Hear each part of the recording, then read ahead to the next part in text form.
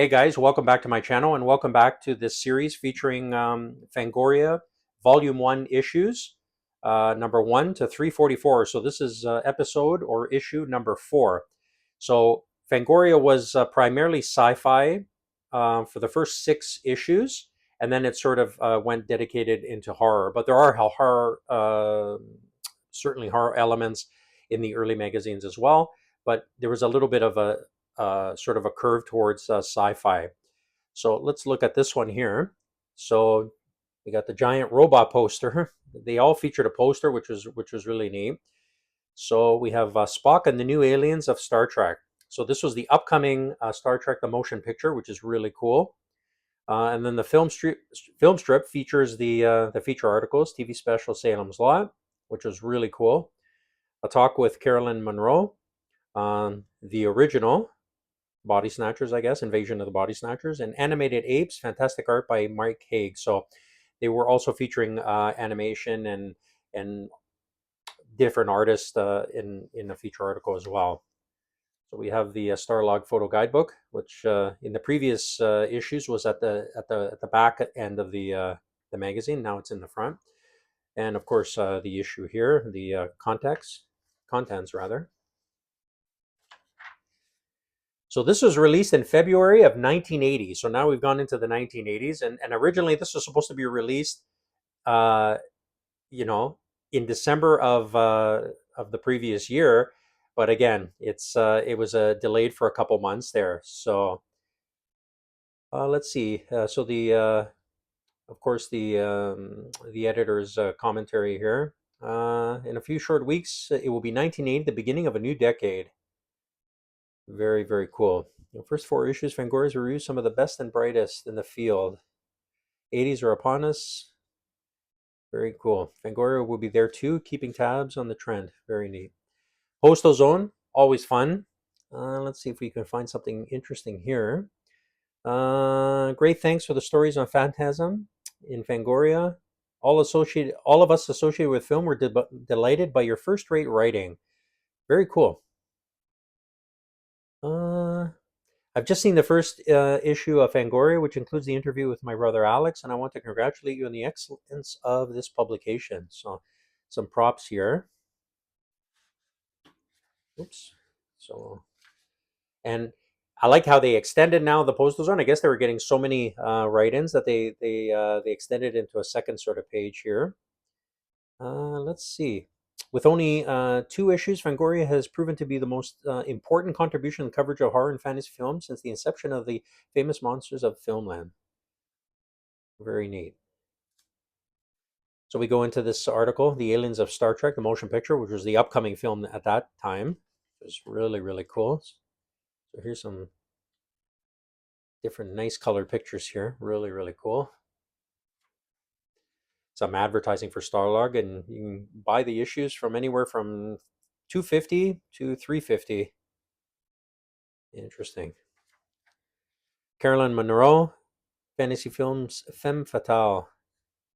So this is a feature article on her as well. Very cool. And Time Warp. This watch, I guess. That's really neat. Look at that. That's probably worth some money now if someone has it. And this is a continuation of the article. Some advertising along the side there. The Wizard of Gore, before Romero. Herschel Gordon Lewis, interviewed by Randy Palmer. Really, really neat. Look at this.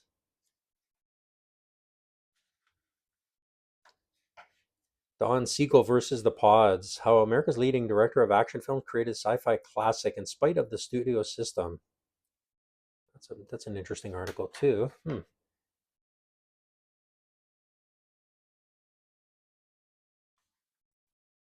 Curse of the Demon.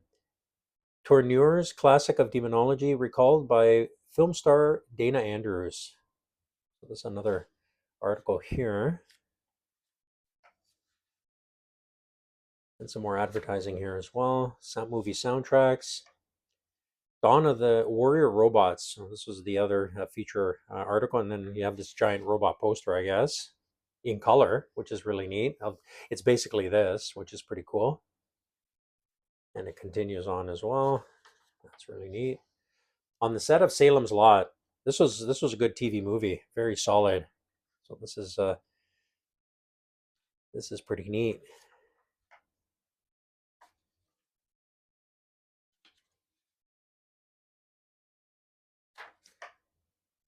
And the trading post again, we talked about that the last time, where people, I guess, we're trading for different things if people were interested, which is pretty cool.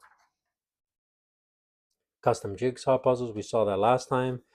And this continues the article here. Some more advertising here. The robots of the black hole. Disney designer George McGinnis and effects man Danny Lee on the robot crew of the sci-fi's newest blockbuster. So another article there. That's really cool. The Great Animated Apes, Part 1, King Kong. King Kong. So that's a cool article as well here. All about King Kong here. And Michael Haig from Childhood Dreams. So this was his a feature article on his artwork here. I guess that's him. Nice that it's in color. I made that mention last time as well. Monster Invasion. So again, upcoming movies and TVs and books. So we have Friday 13th. Sean Cunningham's first film since Last House on the Left concerns me on the grounds of a summer camp. Movies currently being lensed on the wilds of New Jersey. Look at that. That's pretty neat. Some books here. Mad Max. Cool movie. Scanners. Awesome. Friday 13th. The Orphan. The Orphan. Already test marketed in several cities and released in 50 theaters in New York. The Orphan concerns a 10-year-old boy who is deprived of warmth and love of the violent death of his parents. Huh. Interesting. Wonder if there was an issue with the copyright there, with the name. And just to wrap up of the previous article, and then the next issue, John Carpenter's busy post-production schedule for The Fog prevented the Carpenter interview intended for this issue from taking place. The next time we meet, The Fog will be creeping into theaters across the country. Be here for the complete coverage.